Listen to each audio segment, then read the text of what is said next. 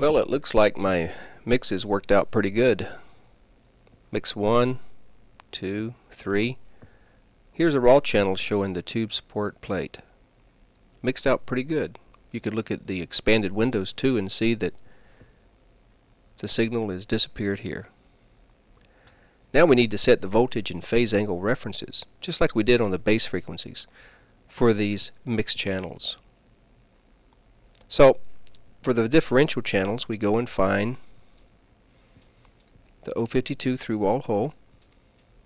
The 052 through-wall hole is here.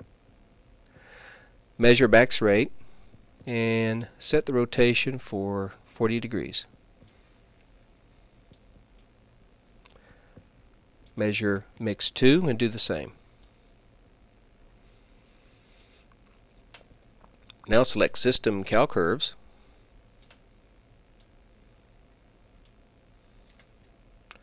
Mix 2 is shown, that's fine, we can start there.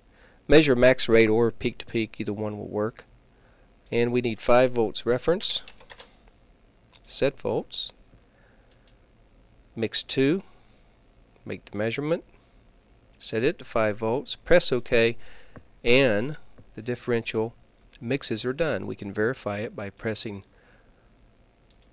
max rate and measure, and 5 volts 40 degrees on both channels. To do the absolute mix, we'll have to play in the other cal standard.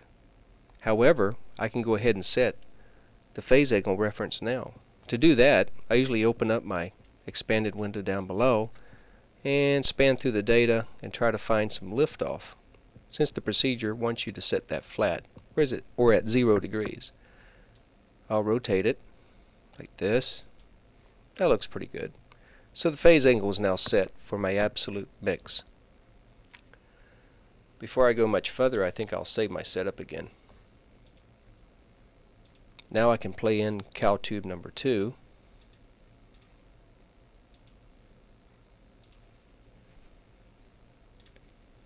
Procedure calls for the 60% 180 degree wear scar to be used. I need to span down on mix 3 so I can fit it in the window. There we go. Same procedure for setting the voltage system, cal curves. Select mix 3. Make sure magnitude curve is set. Measure using vertmax. Set for 10 volts and set volts. Press OK. Now we can measure mix 3 using vertmax and see that it is 10 volts.